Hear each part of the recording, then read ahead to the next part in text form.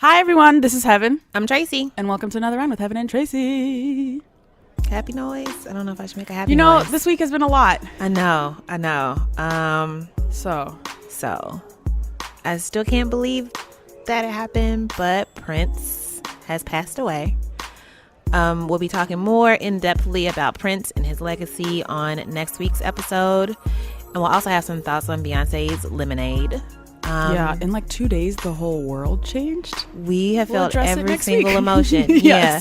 But we would have been remiss to not acknowledge either of these two phenomenal things happening. So rest in peace to Prince. This is wild and it's crazy.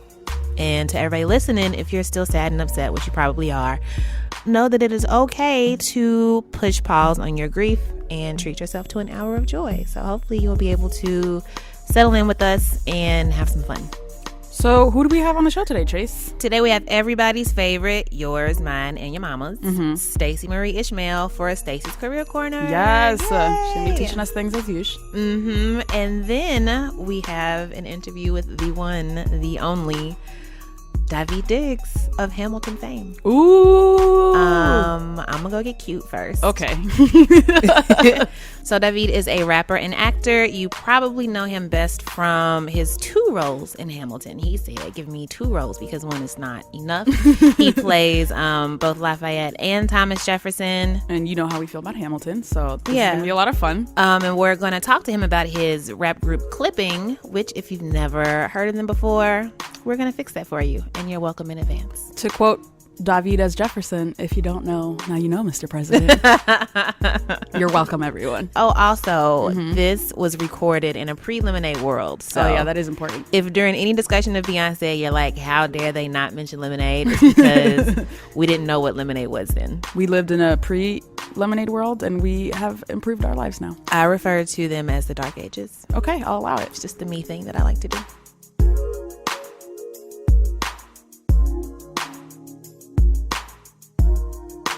All right, everybody. Next, we are pleased to announce the return of your favorite segment and mine, Stacy's Career Corner. Hey. If you have, for some reason, forgotten who she is, get your life together. Stacy Marie Ishmael is the head of BuzzFeed News apps. That's Android and iTunes. iOS. I know stuff. Let's go with just the head of BuzzFeed Mobile News. Yeah. Yeah. All right. We've gotten a few variations of the same question, which is basically, what do you do if you make a mistake at work? One listener wrote, in the past couple of weeks, I've made some big mistakes at my work, and I'm not really sure how to handle it. I worked hard to correct my errors, and I obviously understand that the best thing to do is never make the same mistake twice, but I'm still not sure how to handle being wrong and making mistakes in the workplace, especially when it keeps happening. What's the right way to make mistakes at work? School always seemed like an environment built for learning through mistakes, and I'm just not clear on how that process works in a professional setting. This question gives me anxiety. I know. That's so real. Yeah. I mean, so the other week, I took 5 minutes off and rewatched The Devil Wears Prada. Yes. First of all, you took 5 minutes off. What a Stacy sentence. Only Stacy Marie can watch an entire movie in 5 minutes. And call it a vacation. So much time. Aww. One of the interesting lessons of The Devil Wears Prada is sometimes you make mistakes at work because you think the job is beneath you. And there was this whole interesting intervention in The Devil Wears Prada when, the woman played by Anne Hathaway playing herself, but Anne Hathaway's character essentially said something like, I'm trying so hard and I'm not succeeding and I keep making mistakes. And then the wise guiding mentor gay man says, are you really trying? Are you? And she was like, no. Because that's how life works. Are you genuinely out of your league? In which case, are the mistakes the kind of thing that you make when you don't know better? Are you being careless? Are you not paying attention? There are a couple of suggestions that I have. One is figure out what are the conditions under which you can be most successful. So I had a friend who's now a developer who thought for a while that she wanted to be a journalist. No. She didn't have the temperament. She took sloppy notes. She found it very hard to pick up the phone and talk to anyone. I was like, well, these are some fundamental things that you would have to do if you're a journalist. But she finds it very easy to, solve problems by sitting at her laptop for an extended period of time in a zone and focus. And she very rarely makes the kinds of mistakes that she was making in a different context. It's sometimes that you are in a situation that is not enabling you to be better. And that's certainly one of them. The other is, are these real or perceived? Right? Are you beating yourself up over things that nobody else has even noticed? Or is this like legit something that has gone wrong and there's been an accountability process, and like what are you doing after? And one of the things I have learned is the only way to not make the same mistake again is to figure out why you made it. You could be making the same mistake that manifests in different ways, right? So your mistake could be that you don't listen. Your mistake could be that you don't pay attention to kind of the key details. Your mistake could be, you know, the mistakes themselves might look different, but there is something that you are doing that is consistent across those things. And then on the point about school, you know, nobody is handing out gold stars. Nobody's handing out A pluses. Nobody's going to pat you on the back. Good job well done. They're like, here's your paycheck.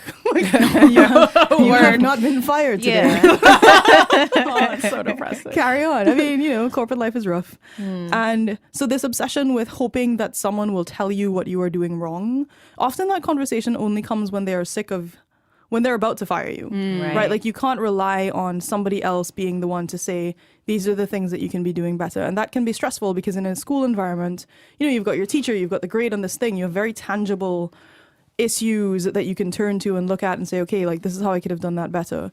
And it's tricky in the workplace, but like the keys here are really be honest about why you might be making these mistakes. Like if you are over your head, if you fundamentally just dislike what you're doing and you feel that it's beneath you, if you need additional training, or like you're just not paying attention. Those are different things. Two other versions of this question that we've gotten. One, what's the best way to bounce back from a bad job review or like a performance review of any sort?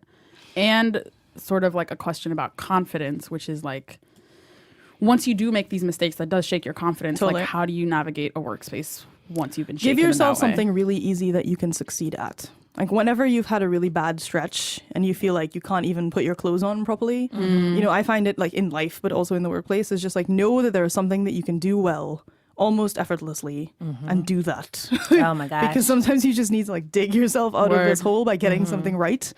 And in terms of bouncing back from mistakes, again, it sort of depends on the nature of the review. You know, is it fair? Right? If this is really something that you have done and you have screwed up, then it's about what is your personal improvement plan. If it's a situation of you think you're being unfairly criticized, that's a much harder thing that I feel like we've talked about. But taking accountability is extremely important. Saying, I know I screwed up. This is what I'm going to do to correct it. And this is what's going to happen the next time to make sure it doesn't happen again. When I had this problem, I was living in Louisville and I was working as a receptionist at an architecture firm. And this is also like the height of like my unchecked anxiety and ADD. And once I was diagnosed, I went to my boss. I was like, listen, because I was fucking up a lot at work, like a lot, just like not reading stuff correctly, forgetting things, like very, very teeny tiny things. Went to my boss, was very open and honest with him. I was like, listen, this is what I'm working with. I'm working on like fixing it or whatever. Just be patient with me. He wasn't, but that's another story for another day. But like once I got my anxiety shit together, I was still fucking up. And I was like, oh, I just hate the job. Okay. So could be ADD. Maybe you just hate your job, you know? That's real. Yeah. Yeah. When I've experienced this, I'm thinking of one specific internship. As an intern especially, your job is to learn. So fucking up is allowed. It's expected. It's always if you have like good managers. Yes. It's always how people respond that matters. Yeah. So a part of me felt like it was, at first my like a knee-jerk response was like, they don't even know what they're doing with the interns. Like, how dare you try to tell me I fucked something up? Y'all ain't doing shit. So obviously I was like, you know what, Heben, let me look a little deeper. Maybe there's something I also did. Especially as an intern, I used to make all these like little games with myself to be like, well, they're not going to be able to tell me shit if I do this, this, and this within this time frame. So I used to just make all these like little games with myself about like, well, okay, I shouldn't have done that. I think it's also helpful to just physically write it out. I This totally agree with that. happened. Yeah. This could have been prevented this way. In the future, I'll look out for this. Because our memories are completely made up, right? It's like unless you have documented the thing and you go back and you're like, oh my God, yes. last Tuesday when I made that mistake, I was really hungover. Crucial context. You know? Yeah. Sometimes it's hard to tell what the patterns are until they are staring at you. Absolutely. I'm a big fan of writing things down in relation to job problems.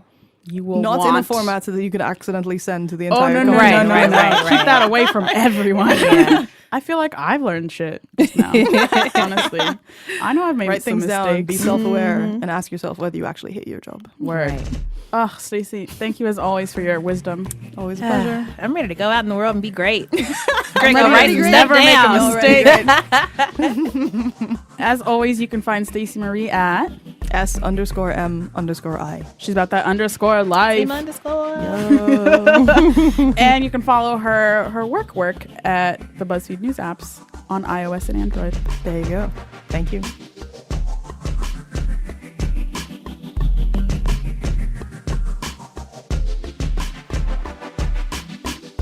So next week we're gonna have friend of the show Nicole Perkins on. Yay. She tweets as TN Whiskey Woman on Twitter, which you may follow her. And if you follow her, you know that she enjoys discussing men and women and relationships and the carnal pleasures of life, if you will. I guess. So we're gonna try to get her to do like we don't have a name for it yet, like a Nicole's love Sex corner. Nicole's sex corner. That's what we're gonna call it. But no, she gives really, really good advice, I think. But she also gives really bad advice if she's drunk. Okay, noted. So if you all have questions that you need good or bad advice on, yes, love, sex, relationships, whatever, you can tweet them to us at Another Round, or you can email them to us at anotherround@buzzfeed.com. Let her fix or ruin your life. all right. And if you would like to remain anonymous, that's fine. That's cool. We're not trying to out you in front of your whole church and community and your family and The stuff. entire church listens to this podcast. Yeah. So we have no problem keeping you anonymous. Just let us know.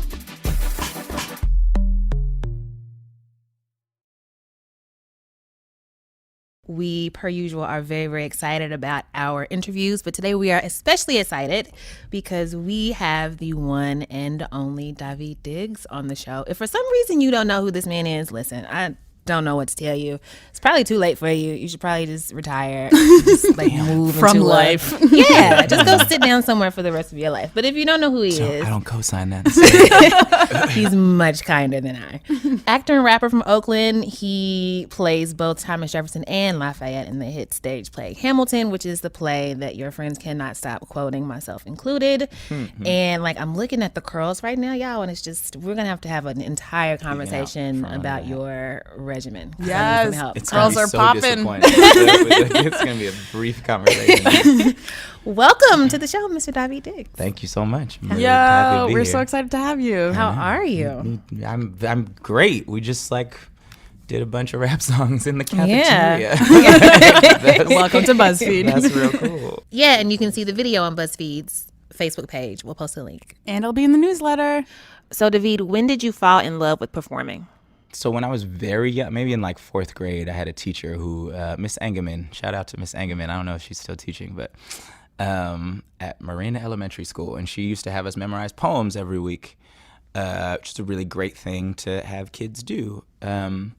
Everybody in the class was reading the same poem. I got so bored. So I decided one day that I would just act it out. I was going to act out this poem. I had these little ideas. I remember sitting at my desk and had sort of an idea of what I wanted to do, and I don't remember what the poem was, but I got up and did it, and people laughed. And they laughed when I wanted them to laugh, and I was a very, very shy kid. I'm still a pretty shy kid, but Interesting. It gave me a reason to be in a room. That was the thing about performing for me, is I really like people. I like being around people, but I don't always, I'm pretty introverted, so those things are in conflict.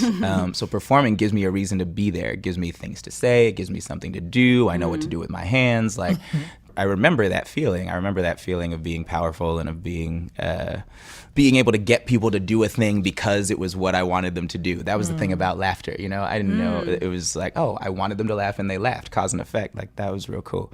Yeah. So I was kind of doing school plays a lot after that, mostly for that reason. It gave me a reason to be in front of a lot of people, which was a thing. We were there, and then afterwards they could talk to me about this thing that happened, not ask me questions about my life. Was that the first performance you ever did, for people who weren't your mom and siblings? This is the first one I remember, although there are photographs of me in preschool. So there was like a show and tell day or something. Or no, I'm sort of remembering this story because it's a story my father tells a lot. But apparently there was a class play or something, and I did not want to do it. So they said I could do something else if I wanted to. Oh, man. And me and my dad used to do gymnastics. I'm doing air quotes here. Which was, we used to do this thing, like I could stand on his shoulders and he could just walk down the street, what I'm saying, like and we used to do this. He would lift me up with his feet and stuff. So I made him dress up in these like rainbow tights and come to my dad was not about being on stage. It was like not his thing, but I was so excited about it. And he would, both my parents would do anything for me, clearly. Aww. So they, I made him come. We had these matching rainbow tights and we did this gymnastics routine that I had come up with in front of all the parents. This is the cutest thing I've ever heard in my life. It was pretty great. Let's talk a little bit about your parents. I know you are both black and Jewish, white Jewish, because Yes, there are brown Jews. there are. So Yeah, that's not a distinct mutually category. exclusive. But I feel like other than Drake, I don't know. I don't know that many of them. There's lots of us. There are a lot of Ethiopian Jews. So I've learned later in life that that's a huge thing. But was that a big part of your identity growing up, or did that just feel like normal? I'm from the Bay Area. The thing is, so like even in the 80s, everybody was mixed, know, and and my mom also did things to sort of take care of fixing the culture at large for me. So I don't think it was really till I went to college that I sort of experienced how that it might even be an odd thing, My mom used to color in my coloring books. It was my white Jewish mom, but like, they were not coloring books, picture books. So, she would buy these picture books with cool stories, but there were no black kids in them. So she would take crayons and color them in before she gave them to me. Come through. Shout out to mom. You know what I'm saying? Yes. So I didn't know, I didn't know that the rest of the world felt any differently. It didn't seem weird to me. I had other black Jewish friends growing up. As you get older, particularly when you're in high school and stuff, Jews really click up. Like everybody's. He said it, not me. It happens, and they love to like freestyle at parties, and they love, and that started to feel a little weird for me. I don't know. I didn't get bar mitzvahed. I went to Hebrew school like up until the point right before, and then started going to a bunch of bar mitzvahs, and was like, oh, I don't have any rich family. I don't really know why I'm doing this. Like, what's the point here? And my mom had stopped caring long ago. She wasn't driving me there no more. So she didn't care what I did in that respect. So I wasn't getting any pressure to stay in there. And I felt like I felt Jewish. I knew when the holidays were. I've mostly forgotten now. But, when I see someone else light a candle, I light a candle. I'd learned the prayers sort of by rote. I could not like tell you what the words mean, but I know how they sound. So like I could mumble along. So you got the basics. You know what I'm saying? I had the basics. So Yeah. I religiously, I still identify as Jewish if I'm going to identify as a thing. But kind of the great thing about Judaism is there's this wide spectrum of how you practice Judaism. That's probably true of every religion. I just happen to know about Judaism. But, and particularly where I'm from, like, there's a thing, you can be Jewish and not remember when Rosh Hashanah is. It's fine. Like, we're all good with that. Hell isn't really a thing. You're fine. You're going to be fine. Just try to be a good person. Right. And, I should look into this. Hey, Look into it. you're welcome, Jews. 2 converts at my table right now. I should So get would paid. you say it was maybe like high school or college where you really felt like a more feeling like you are not the same as like your community, or maybe even just like when did you feel you were not white? I've never felt white.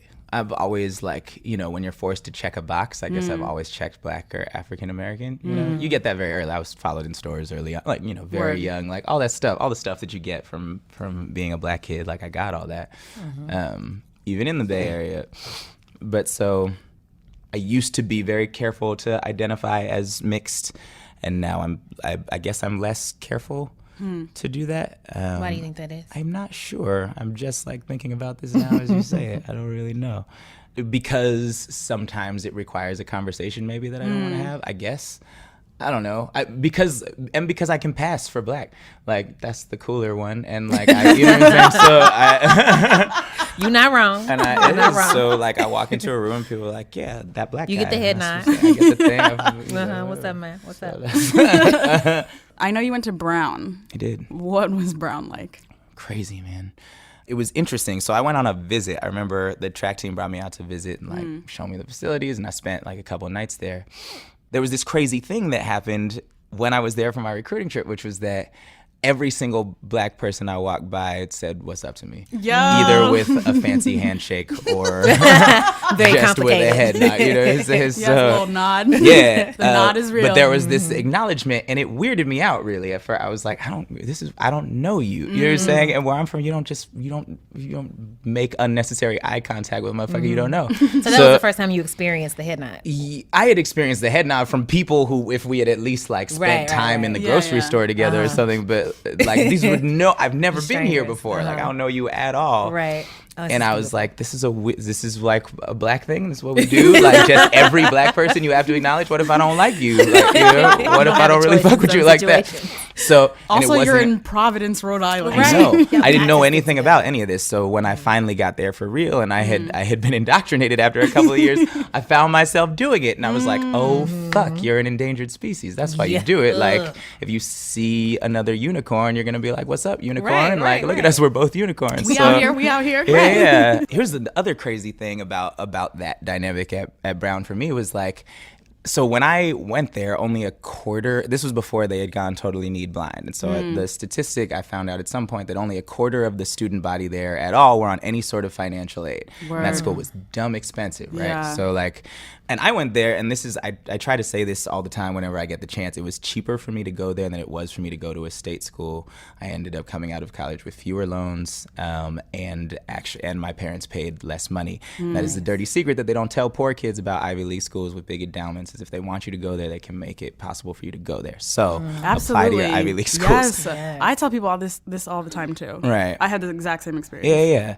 All that said, there were plenty of black people there with money, but all the black people wanted to pretend like they didn't have money, and I didn't get that at all. You know, like it was a very weird thing to me because I actually didn't have money, and so like, and I didn't know like. Why are you doing this? Why aren't you buying this sandwich? I know why I'm not buying this sandwich, but you could totally fucking buy this sandwich, bro. It looks like a good ass sandwich. Like,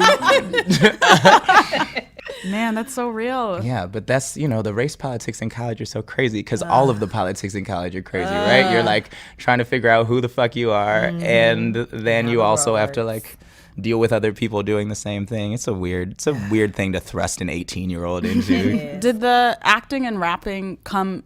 Like, did you start doing that more during college? I was doing both of those things a lot before. My trajectory to me has always been, it's interesting because Hamilton came along and nobody in the grand scheme of things knew who I was. I wasn't getting invited here before Hamilton. To me, I've been doing the same thing. And I know Lynn through rapper stuff. I don't know him through Broadway stuff. Like we have this group, Freestyle Love Supreme, together. So that's why him and Tommy ended up asking me to be in this. Tommy's the director, Tommy Kale. They were the ones that's why they asked me to be in this, because we had this other group together. And so for me, everything seems very connected, but like people approaching me through Hamilton then find Clipping, this like sort of out there experimental rap group that I have that's like really abrasive and don't often know what to make of it, that how did those things get in the same world? But I've been doing both of these things forever. How did you and Lynn meet? Another founding member of Freestyle Love Supreme who knew Lynn and that whole squad from Wesleyan, named Anthony Veneziali. Me and him were both, due to a clerical error, called to substitute teach the same class in Marin County in California. I was substitute teaching at the time. Serendipity. I know. So we're called to substitute teach the same class. I think we did some like rapping with the kids or something. He was a freestyler too, and I was like, oh wow. I ended up giving him a ride home, and we're talking, and he's like, man, you are the same person. Like, this is crazy. You should. I have this group, Freestyle Love Supreme. You should be a part of it. I'm starting a West Coast version called The Freeze. So anyways, really through him that I started working with those guys, and they would fly me out when they couldn't fill up a Freestyle Love show in New York. They mostly performed in New York or on the East Coast. And if they couldn't get enough people because everybody was busy being on Broadway and winning Tonys and crap, this was like around In the Heights time, they would call me and bring me out. And so I think the first time I met Lynn was actually on stage. I think he came late. Like, I didn't see him for any of the warm-up, and he just ran on stage and started rapping. And I was like, nice to meet you. You're really good at this. How would you describe your music? I was reading about it, and one of the ways people have described it, which is a new genre to me, is noise hop. What's that? Well, so this is clipping that we're talking about specifically, which is actually different. I have a few different music projects out in the world. Clipping being one of them, and the one that for sure has the most traction, I think. And we're signed to Sub Pop Records, and we got more music coming out soon, and it's gonna be real good. Clipping for us, from our perspective, is just the way we are capable of making rap music. This noise hop idea came along, had been a thing that was brewing for a while to encapsulate groups like Death Grips.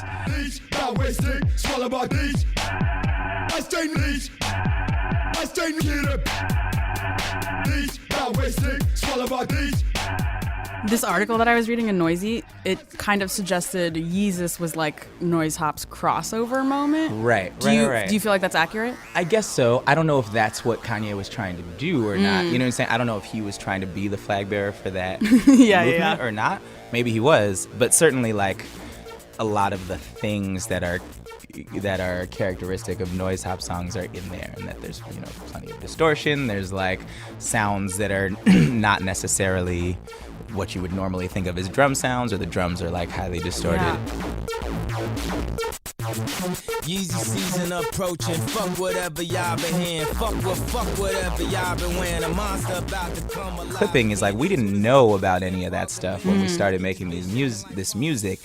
Bill, who's one of the members, and William Hudson and Jonathan Snipes are the two other members of Clipping, and they are both, Jonathan is a pretty accomplished film score guy.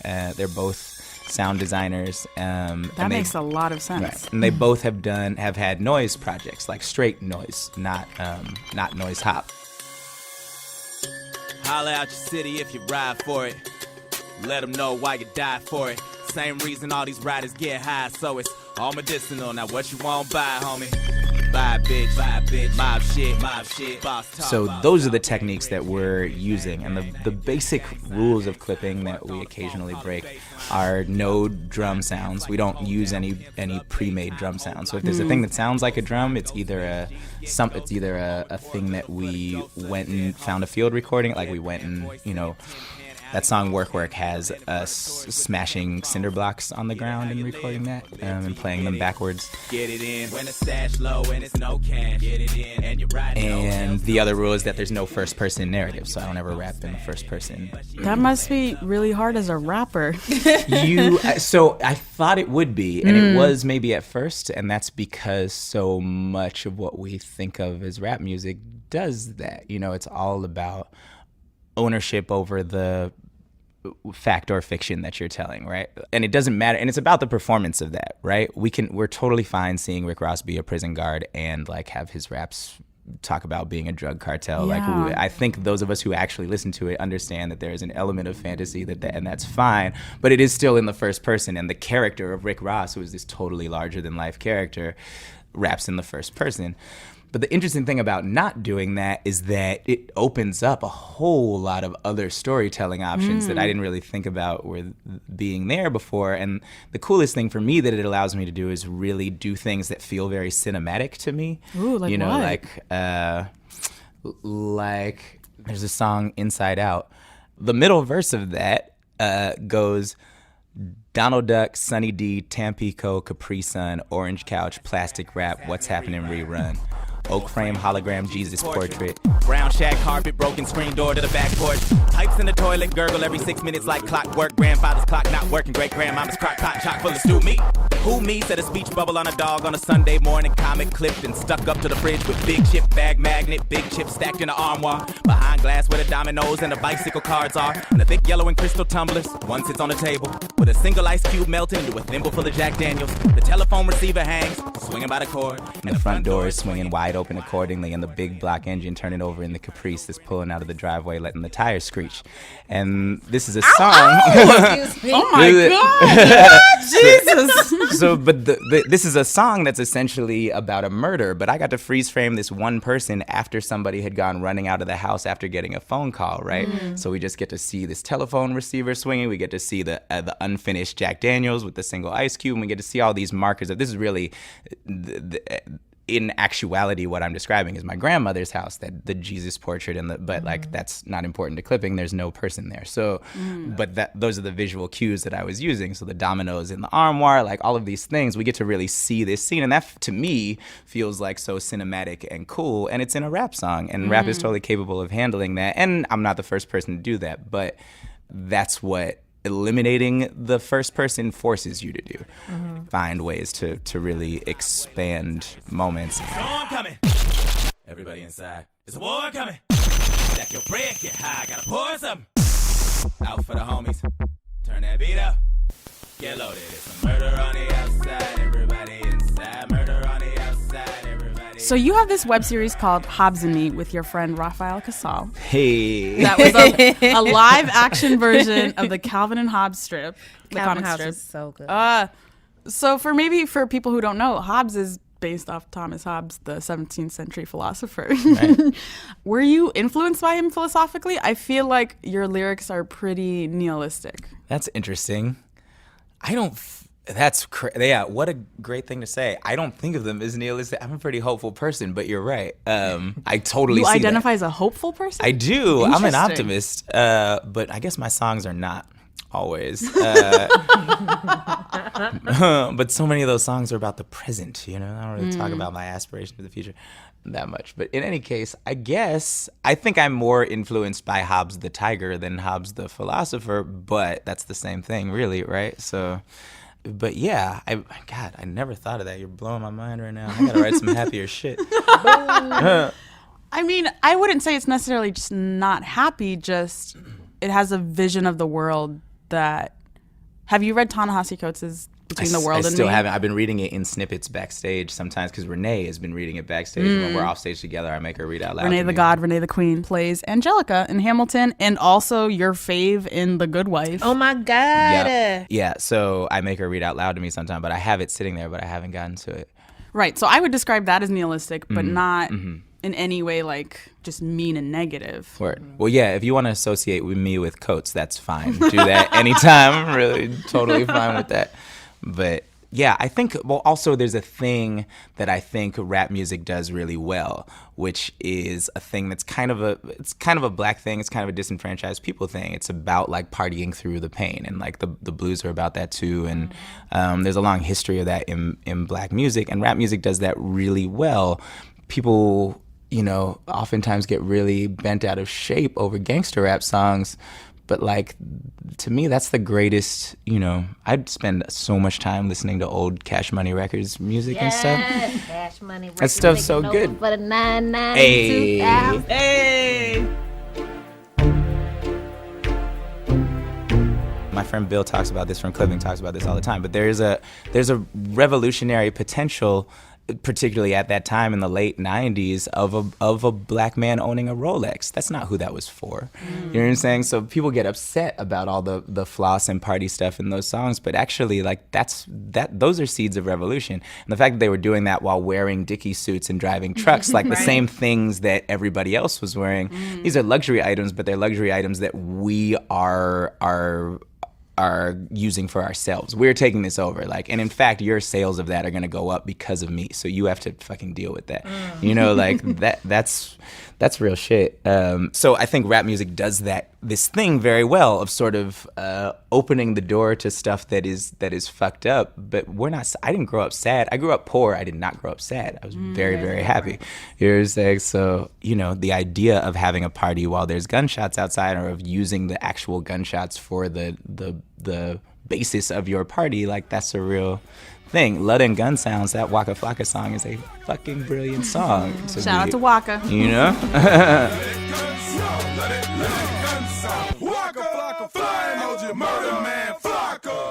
I feel like we would be run out of town on a rail if we did not ask at least one question about Hamilton. You get one question. One question. So in Act 1, you played the Marquis de Lafayette, and in Act 2, you play Thomas Jefferson, who kind of winds up being one of Hamilton's fiercest rivals. I'm in the cabinet. I am complicit in watching him grabbing at power and kissing it. Washington isn't gonna listen to disciplined dissidents. This is the difference. This kid is out. After I watched the show, I was like, wow, he had maybe some of the most technically difficult things of the show. Absolutely. When you listen to your music, you know you're a fast rapper. Yeah. And like very well articulated rapper. Yeah. How do you prepare for something like this and like doing it for this many nights in a week? Well, it's actually so much easier than a rap show. Really? Oh man. Well, cause like you have a nice lav. The sound people are really good. Everyone, like, the sound is incredible. There's no smoke in the room. You know what I'm saying? Like, being on tour with doing dancers. Yeah. I'm saying, like, if you can, and those dancers are, they are dancing and singing. I'm really just strutting, and I'm just strutting and You rapping. are a great strutter, though. I stole it from my granddad, but I strut and rap. They dance and sing, and that's a lot harder. But really, for me, like, when we started doing this, I had just come off of almost 3 months straight of just doing rap shows all over the world, almost every day, so 8 shows of this a week is actually vocally so much easier because you're not screaming. Rap shows in a club in France, like, that is full of weed smoke and cigarette smoke. And like the sound man has already left to go get a drink, and like, you know what I'm saying, and you're left with a microphone that's barely on, and you just scream. That's what doing a lot of rap shows is, especially when you're doing stuff as technical as what we do with clipping. Getting the words audible is the most important thing. So vocally, it's easier. And they gave me the technical stuff because Lynn was writing it after I was already doing it. And he was like, oh, great. He can rap really fast. I can write really fast for him. So you had already agreed to do this. Like, you didn't have to, like, audition for the part? I didn't. I would never be in this show if I had to audition. There's no way. If I had to sing for Alex Lagamore, I've never done a musical before. Like, singing in front of people is still terrifying for me. Like, I do that shit every day now, and I'm still scared. What? And to do a dance rehearsal, if I had to do a dance audition in front of Andy Blankenmuller, what? No way. I've seen his dance auditions. That shit is crazy. It's like, so you think you could dance times 10. Like, motherfuckers be in there killing it, and he just be cutting them off the list. Just cutting them off. There'd be no way. There'd be absolutely no way. Fortunately, I was already attached to the damn thing, so he had to choreograph around me. Literally, what did I miss happened? Like, he was like, I know we're wheeling you in on this staircase. And I was like, great. And he's like, he's like spent a lot of time with the ensemble, like, doing these moves. And he shows me like what they're doing and sees my eyes just bug out. And he was like, guys, stop dancing. Let's run the song once. David, you just do something. Just do whatever. Start on the stairs. I want you to end up over here. Just show me how you get there. And I did that, and he was like, boom, dancers, here's what you're doing. And he like took the shit that I was capable of and made them do it better, so it looks like I'm doing the same thing. But that is not what is happening. It is all cover. It looks beautiful. It does. Yeah, he's really, really good, and he made me do things that are effortless for me. You know what I'm saying? It was shit that I was able to come up with and made it look so impressive because everybody else is dancing their fucking asses off, but like, I'm really just walking. Well, you walk very well. Walking with a little swag. Mr. Jefferson, welcome home, sir. You've been off in Paris for so long. So what did I miss? This is our rapid fire question segment that we like to call pew pew pew. These are finger guns, and this is a finger gun sound. So Heben did some deep researching into your Instagram. From my Instagram stalking, I've learned you went to Carnival, and I think you've been there multiple times. This is my second carnival. I've been to Trinidad a few times, but yeah, this is my second. So carnival. I was there this year too. Hey. And I feel like low-key we were at the same party. Oh shit. Were you at Brian Lara's of course. house party? Lara Fest every year, every time I So go. That's Brian the Lara is a famous cricket player, which I did not know about. I was like, oh, we're you going to a cricket player's house. I had dope people with me, so they knew That's they the one. knew If you where had someone to take taking you me. there, then that's. But like, what was your experience like? I feel like I had a real like I feel so connected to the diaspora kind of moment when I was there. Man, Carnival, the thing about Carnival in Trinidad is like it's everybody is beautiful and like you're doing the things that beautiful people should do. You know what I'm saying? It Yes, that is totally an accurate like, ass description. it's like government sanctioned turn up. Yes! And it's like so necessary and like sanctioned turn up. and the It is. whole- It's like title a of this episode. national television station. This is what Yeah, they're yeah. playing. And it's the whole, and the whole country does it. So like it's so great. Actually, this was the only thing I fought for in my Broadway contract. Was like because I had missed last carnival we were opening. It was opening week at the Public, so they wouldn't let Word. me leave. Makes but sense. so as soon as I got my contract, I was like, look, these are the days I'm taking off. Word. Like, and I will not sign if you do not give me these days because I'm not missing another carnival because I need it in my life. And I, my girlfriend is from there, so it's I'm in love with that country. She's Trini? Yeah. And her family's still there, so we get to go and stay with her mom and all Word. that stuff. So carnival is the like sort of necessary recharge. The other awesome thing about it is if you've done it once, you don't ever care about missing another party. You know what I'm saying? Like I'm back here in New York and my friend's like, you gotta come out. And I'm like, I don't really. Like it ain't That's so carnival. real. You know what I'm saying? Like Carnival parties are so fucking trill. They So I need to right. start my Kickstarter now. Yes, Yeah, it was go. so much fun. I must ask you about your hair.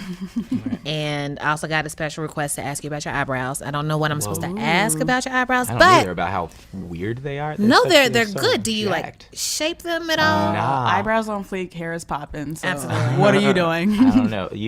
The white mama helps. I imagine with the hair, like, but I don't know.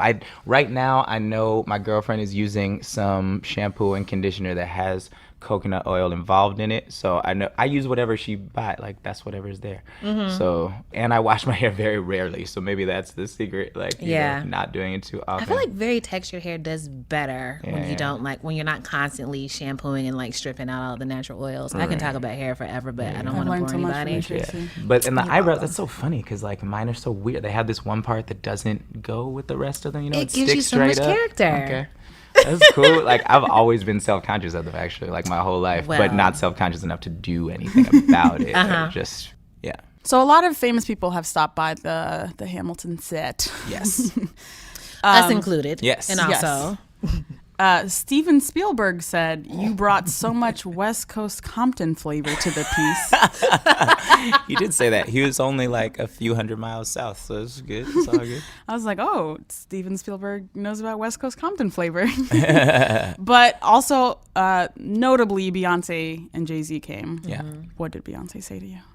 What did she say to me? They were just super complimentary, and they were so great and gracious. Honestly, like that was the quietest it has been. So after the show, like everybody who's coming backstage kicks it on stage. We don't really have a green room there.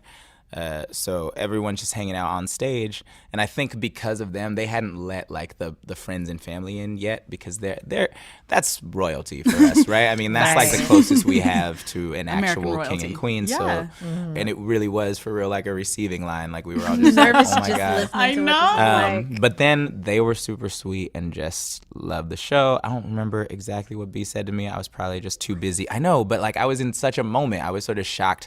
And Jay, let's not forget, like, Oh, yeah, he Jay-Z's was there one of too. my heroes too. Sure. I know. All right, Sure. Beyonce's husband, whatever. Yeah. Beyonce's husband was there, who I'm also a big fan of. That was a big moment for all of us, I think, because so much of their DNA is in the show. Obviously, like Lynn listens to them a lot, and so that's all in the show. But it's in all of us culturally. Like, Absolutely. they're in all of us right now.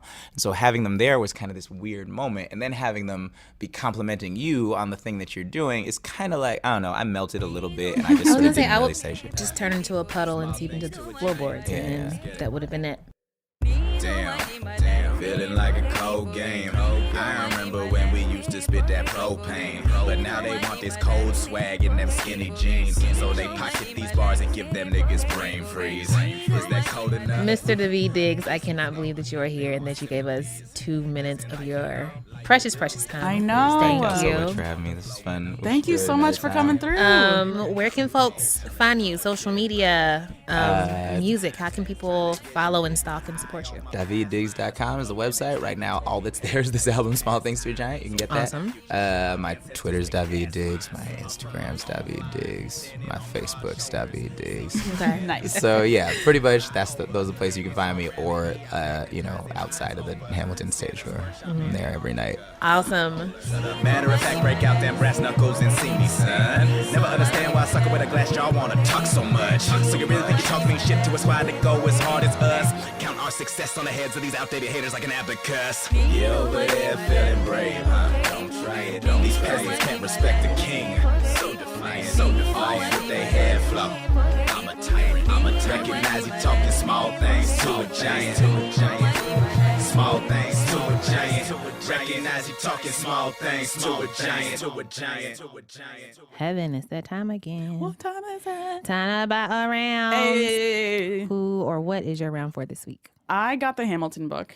Ooh. Hamilton, the Revolution. Was it hard to find? No, it was everywhere, which I'm really happy about. Mm-hmm. But it's like basically like the making of book. Like I'm a process person. Right. I love hearing about other people's processes. So it's got like a bunch of like behind the scenes photos and like annotations and all this stuff. Mm-hmm. It's so incredible to see what could have happened, because he's like he'll in the annotations he'll be like, I added this whole second part of the song like at a later time, and then now you're like, wait, what would the song have been without this part?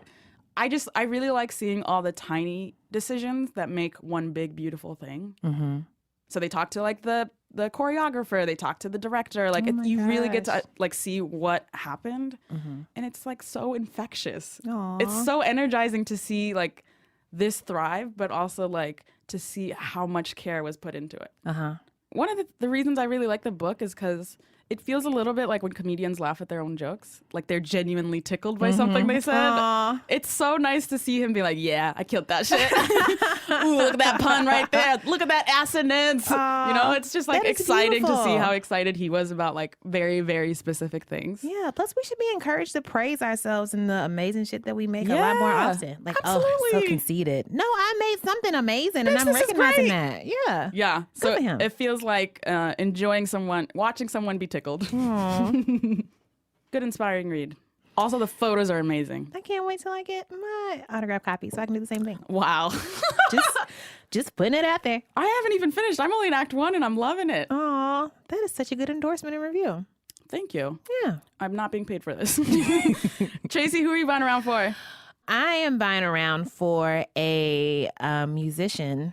I guess he's a musician, producer. He's a music guy by the name of B. Ford. You can find him on the internet, on SoundCloud, B. Ford. Okay. He makes amazing bounce remixes, New Orleans bounce remixes of songs. Actually, the very, very, very first BuzzFeed post I ever wrote when I first got here. Oh my God, I remember this. Was a list of bounce remixes you need. And I mean, like, bounce artists will remix anything. Yes. And instantly make it so much better. There are bounce remixes of Adele. We could have had it all. There's a good one of that. There's Anita Baker. Adele. Yeah. Listen, if you've ever been like, man, I wish I could twerk to Anita Baker While crying. while crying.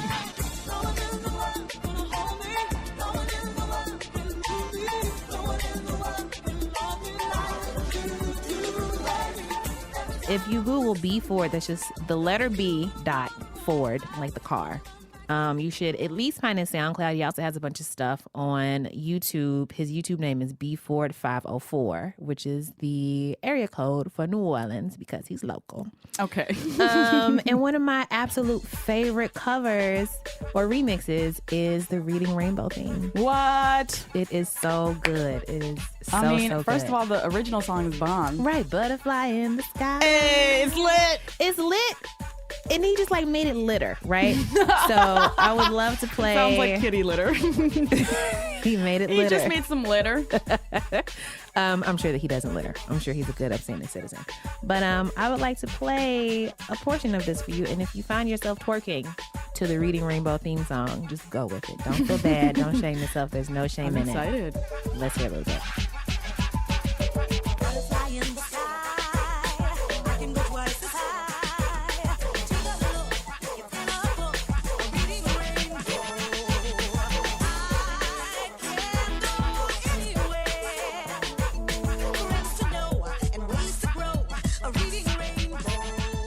I'm ready to go to the club and also read. Yes.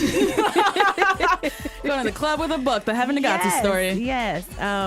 But really, if you're feeling down, if you're tired of listening to the same stuff, just go and listen to literally any New Orleans bounce remix of any song. Ooh, and we'll throw the link in the newsletter. Yes. Tracy's first My post. first terrible post. It wasn't great. Baby's first bounce remix. Baby's first bounce remixes. So shout out to B4 for blessing us with all these amazing remixes.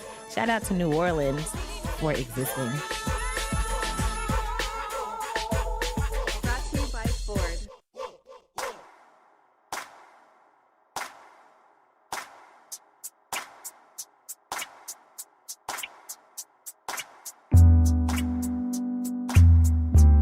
Haven't we made it? Hey. Haven't we made it? Yo, shout out to Stacy Marie Ishmael. Stacy taught me. #Stacy taught me. I have learned so much from her. Today was no exception. Continuously. Like, I will just pass her in the hallway at work and I'm like, you know what, you're right. I just absorbed so much I get knowledge. it. I get it now. It all Yes. makes sense. Also, shout out to David Diz.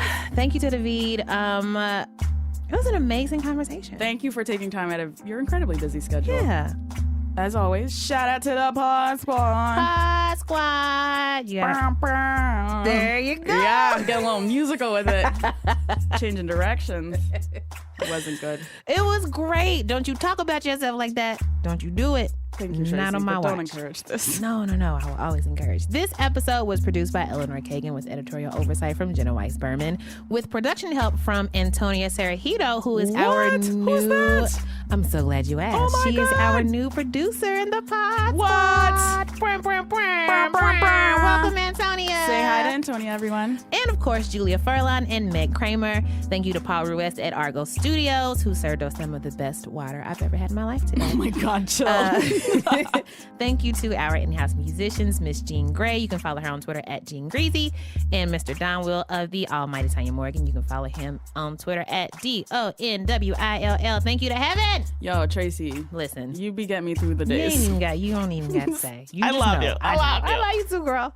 Follow Heaven on Twitter at Heaven Rants. That's heaven, like the place in the sky that your granny was probably really into. Yeah, I think my whole family was. They're pretty into it. And rants, like the thing the white men do when they never get called on. Yeah. Bloop. You can follow me on Twitter at Broken McPoverty on Hannah Money. We're working on it. Oh my gosh. She's going to be Richie Von Moneyheimer That's soon. the goal. That's the goals. Newsletter. It's bomb. What are you doing? What are you doing with your life? If you're not getting a newsletter, get it together. There's nothing good in your inbox. This will bring at least one thing. Oh my gosh, go to BuzzFeed.com/anotherround/newsletter and upgrade your internet experience. Also, check out BuzzFeed's other podcasts like Internet Explorer and The Tell Show. And we just launched a very new politics podcast. It's got the best name. The name of the politics podcast is No One Knows Anything, which is so appropriate. Accurate, Because yeah. nobody in politics It's a knows fun election season. anything. So check them out. Hit us on the Buzz, Twitter, Facebook, email, Another Round. I'm bad at this part. Twitter, Facebook. You can find us at Another Round. Email us, anotherround@buzzfeed.com. Rate us on iTunes. Nominate us for a Pulitzer, for a Nobel Peace Prize, and all the other awards. Yeah, nominate us for stuff. Because we're great. Yeah. Drink some water. Take your meds. Call your mom. I'm looking for a therapist. Nice. Pray for me, please. I have not begun that journey again yet. Oh my gosh. But I need to. I'm simultaneously looking for a therapist and an apartment in New York City. Oh, no. All right. What Everybody am I pray doing for with Tracy. myself? Please, please, please, please. And if you are thinking of starting therapy, this is your push. This is the sign you were waiting for. Yeah, listen to episode 34 where we walk through the process to the best of Word. our ability with All right. our friend and colleague, Ariana Rebellini. Love you guys. Bye. Bye.